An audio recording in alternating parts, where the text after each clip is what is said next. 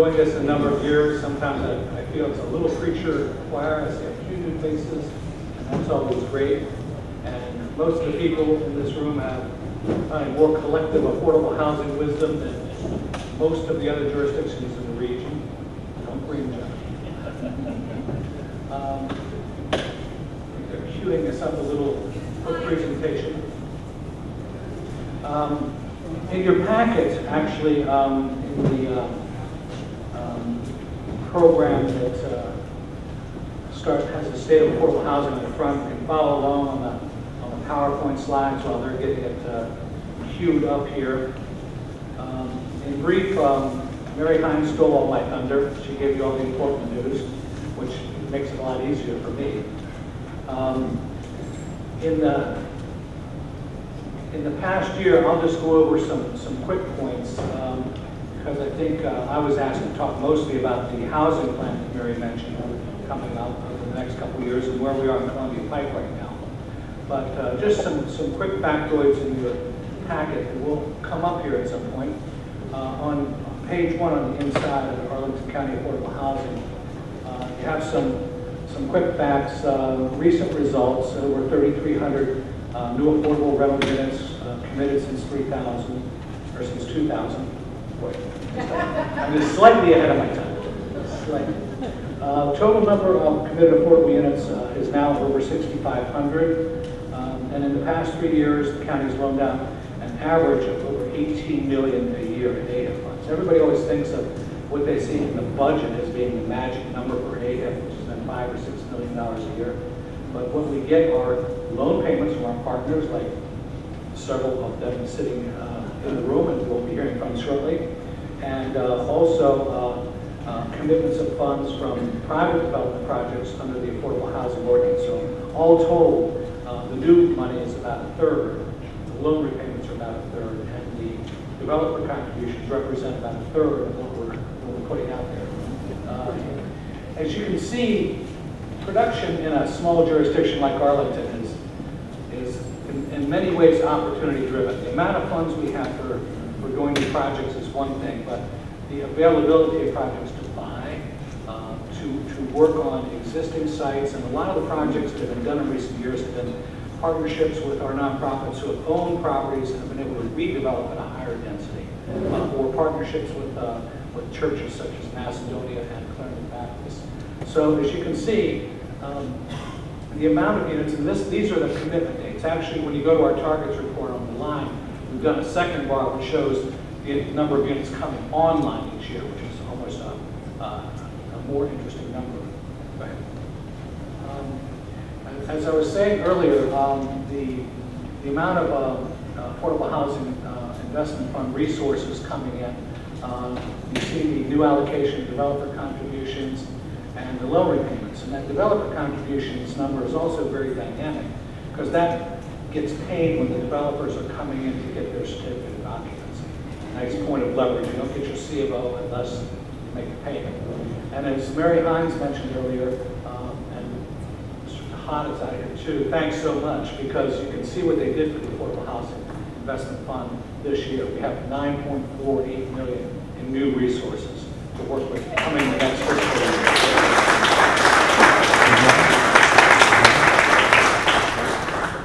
In terms of outcomes, these are a laundry list of most of our recent projects. ABC Scattered Site was a redevelopment of some projects that were done 15, 20 years ago. Didn't have much rehab, and they went back and did a tax credit type of development.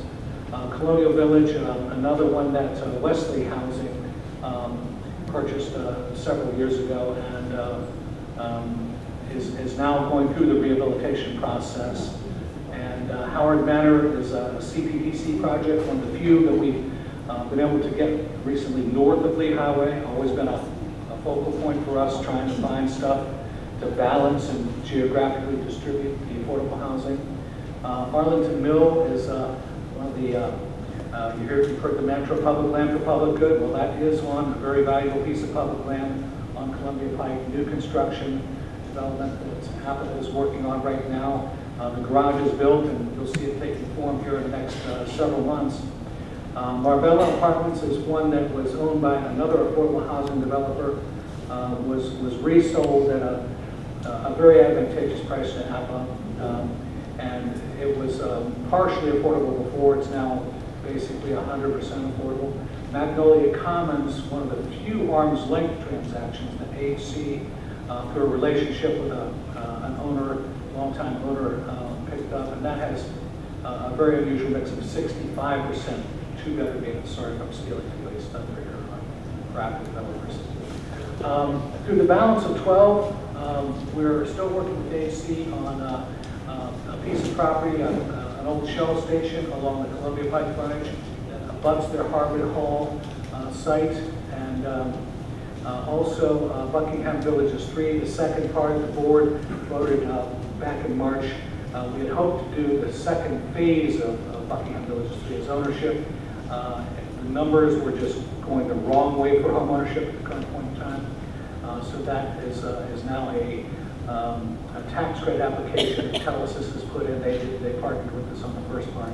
Harvey Hall, also we just got preliminary rankings from PHGA this week, and Harvey Hall was the second ranked project in the area.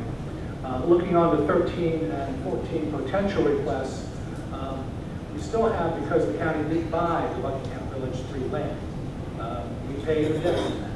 We don't just get it for free. We have to borrow money and pay the debt service on that. We have discussions going on with nonprofits on 4 of the potential pipeline projects, up to 450 units. Still up in the air. Some of these things could extend beyond 2013 because they might involve going through the site plan process. Columbia Pike land use and housing study projection, and this is a very, very rough order of magnitude guesstimate range.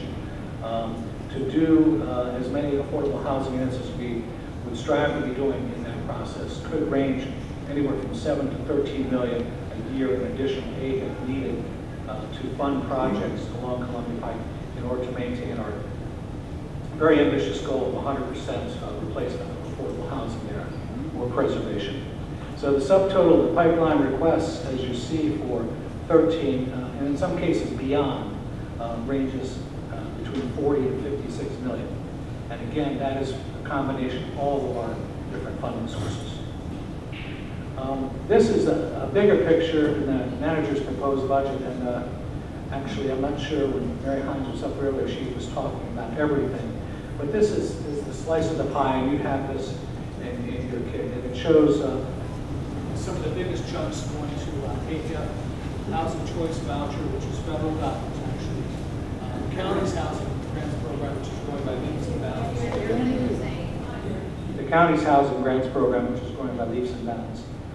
And additionally to what was in the budget last year, the board bumped AHIP by 2.8 million and 2.2 million for housing grants. As you can see, the annual costs and number of households served under the grants program has really been going up ever since the 2008 recession, and we are now at a point where that program is about the same size and order of magnitude as the Affordable Housing Investment Fund. When we talk about Columbia Pike and the neighborhoods plan, as you'll sometime hear it called, we really suggest that you follow the county's website. It's a lot of evolution as this plan goes through. There's a working group that many people have been working literally weekly, regular meetings on top of some of the night meetings they've been going to try to refine that plan in order to meet the goal of reserving 75% of the market rate affordable units there, virtually 100% of the lower income tier ones below 60% of median income, and roughly 50% of those in the 60 to 80% of median income range.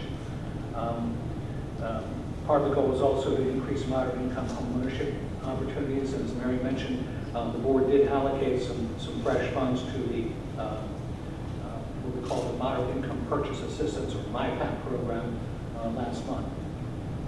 Outstanding items really on the Pike plan, the housing expectations to enter the form-based code. What will a developer have to agree to set aside just to get in the door to get considered for additional density.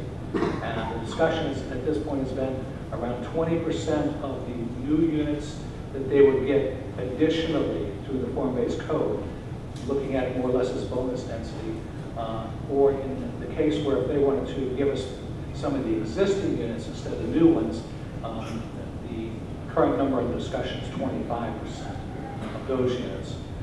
Additional work on other incentives is going on in order to obtain, in fact, more units through incentives such as partial tax exemptions, affordable housing investment fund, possibly looking at some different parking ratios than we had before, and so forth. Additional policy work is also going on with historic preservation, which are the most important units to try to preserve, and looking at transfer of development rights, where a developer might give us some more units if we gave them some density that they could potentially sell to another site that could actually carry a larger density. Time frame, this is coming before the Housing Commission June 7th and July the 12th. 2 meetings, Planning Commission in July, and is headed for adoption by the board at the July 21st, 24th meeting. That's the Saturday or the Tuesday carryover. Something like this could wind up on both agendas. The housing study that Mary mentioned, we have not done a comprehensive look at the affordable housing needs of the community for just about a decade. And we have, as most of you know, 40 couple affordable housing goals and targets. Over the last 10 years, the census number has changed dramatically. We have some specific goals which are very difficult to balance. I mean, goal 1 is balancing the assistance. How much for families, how much for persons with disabilities, how much for elderly. We have other goals which speak to how many units that are below 40%, serving the hardest to house. 10-year-old data, we don't know. We just simply do not know right now what demographics are out there in terms of how many people in each of those groups. So we're trying to get an update on that in the next several months, which would lead to a process where our goals and targets for affordable housing, which run currently through 2015, we would be ready to make recommendations to the board over the next couple of years on how that would parse out. And we expect that that's going to be a fairly involved community process with the Housing Commission holding a couple of joint information sessions with other commission members to obtain input from all stakeholders on what would be perceived needs, and ultimately try to combine that with what the data is that we get out of the actual survey. Very quickly, and I think this, you have a copy of this on your map. This is our pamphlet. This is a recently updated map of the geographic distribution of the community affordable housing units across the county, showing the locations of various projects. So I will stop there and give some other folks some airtime. Thank you very much.